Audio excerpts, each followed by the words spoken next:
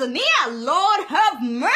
You know, while we are slacking in Nigeria and so many other countries, the man is doing wonders. Have you heard about the new president of Tanzania? They call him the bulldozer, and rightfully so, because the man is bulldozing corruption, laziness, and overspending among government officials. Ladies and gentlemen, meet the man that gladdens my spirit. I hope that all African presidents are watching. Well, they're probably not watching, but anyway, I hope they can learn a few lessons from the man, Dr. John Magufuli. He's a farmer's son whose first real job was a school teacher, and then he educated himself as an industrial chemist and eventually became Tanzania's Minister of Public Works before winning the election in November of last year. Yeah, just last year. You would not believe all that the man has done. The first thing he did was to suspend the Independence Day celebration. He said, what are we celebrating when people are dying of cholera? I was like, whoa, how many people have died of cholera in Tanzania?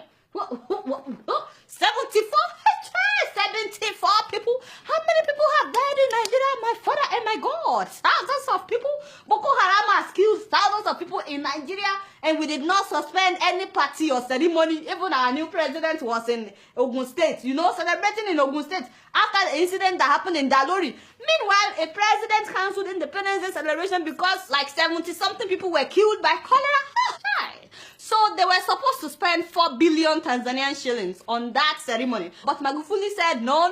You see, that money should be used for the expansion of a 4.3-kilometer section of the road from Morocco to Mwenge in order to ease traffic congestion. Tell them that is what I'm talking about. Now for the Independence Day ceremony, the man commanded that that people should get out of their houses and go and clean their streets and all the corners in order to stop the spreading of cholera. He didn't stop there. Himself came out, Mr. President himself. He got on the streets, cleaning up the streets. My eyes got big when I saw that video. When we nominated Dr. Magufuli to be our candidate, we knew the style, the type of leadership that he represents. We needed, his style and his way of doing things. We expected him to do exactly what he's doing.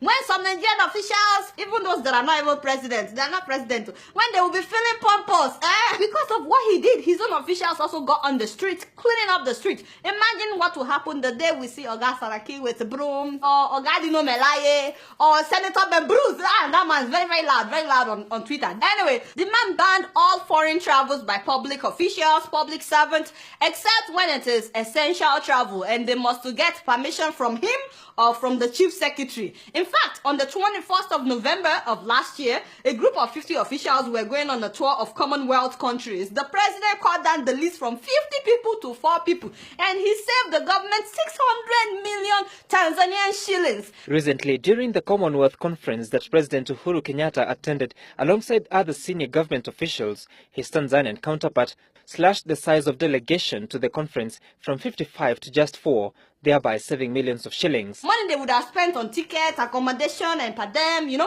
more traveling abroad for all these officials. He said, well, the high commissioners and the ambassadors and the embassies abroad should be representing Tanzania when they are invited. Which makes a lot of sense. Why are they abroad if we also have to be going abroad, No more first class and business class travels for all officials except Mr. President, the Vice President, and the Prime Minister. Only 3 people. No more business class flying. That means they have to fly economy. Oh my God! Some of them will collapse. Reminds me of Thomas Sankara of Burkina Faso. No be so? Yes, that's what I'm talking about. The man has cancelled all meetings, no more workshops and conferences by government officials and public servants inside fancy hotels. He said no more inside fancy hotels. He said that every ministry has ministerial boardrooms. No be so? Use that one for your meetings. And that is what they are now doing.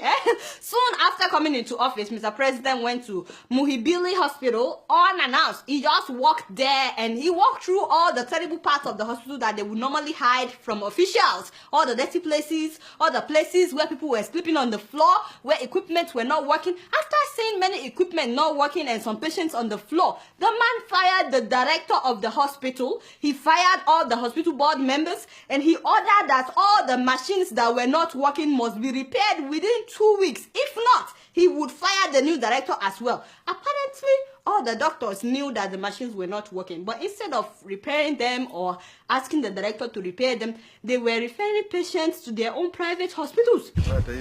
Sasa wewe ipi MRI inayofanya kazi iko wapi?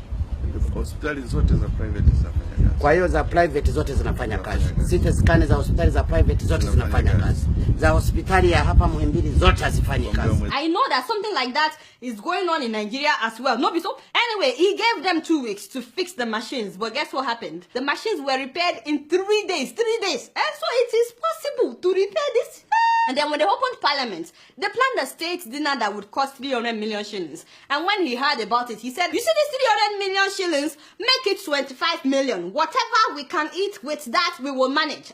Now, the rest of the money, he said, they should use it to buy hospital bed for that hospital that he visited, you know, Muhimbili Hospital. So they bought 300 brand new beds and mattresses and 600 bed sheets from that money. Can you imagine? They would have eaten with that money and that would have been the end of it. Now they have 300 brand new beds to admit people into the hospital. By the way, he said that why were engineers using V8 engine vehicles when they were supposed to be using pickups? He said that is more suitable for their jobs. So now they've changed all the vehicles. No more sitting allowances for officials. He said, how the hell are you paid allowances for a job which you have a monthly salary? That also applies to members of parliament, by the way. No more sitting allowances. It was so funny when I heard that the day after he was sworn in, the State House officials were showing him around, you know, his new residence, but he was not really impressed by that. He said he decided to take a walk to the Ministry of Finance. He got there and he told them to get their acts together.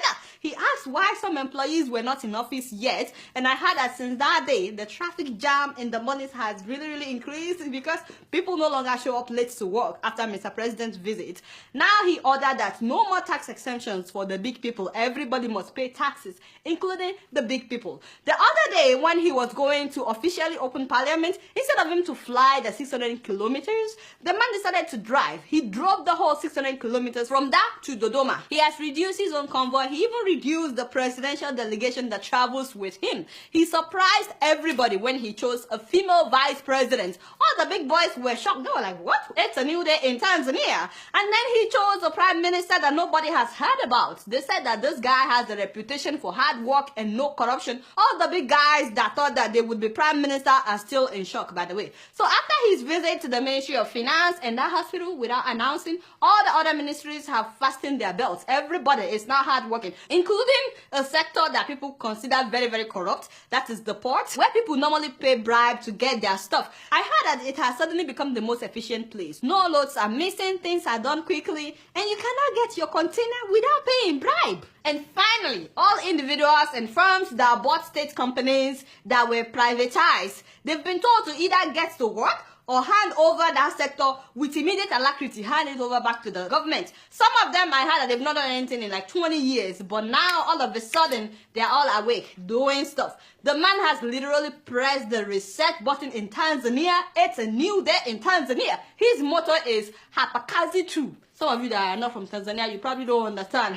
Don't worry, I will teach you. What that means is here, all we do is work. We serve, nothing else. Yes, his people are happy. Of course, the big people are not that happy, especially the corrupt ones, you know. But all the small people, like myself, they're very happy. Ugandans want their president to be like him. They wrote an article about it. South Africans want their president to learn 10 things from Tanzanian president. And of course, I want my president to learn from this man, 3 Bosa. So the president of Tanzania, Bosa. Now, having said that, my guy, we are very happy. We love you. You started well. Please continue to do not disappoint mama. If you keep up like this, very soon Tanzania will become the best country in Africa. No, be so. You guys not doing anything. Guess what? I'm just keeping it real.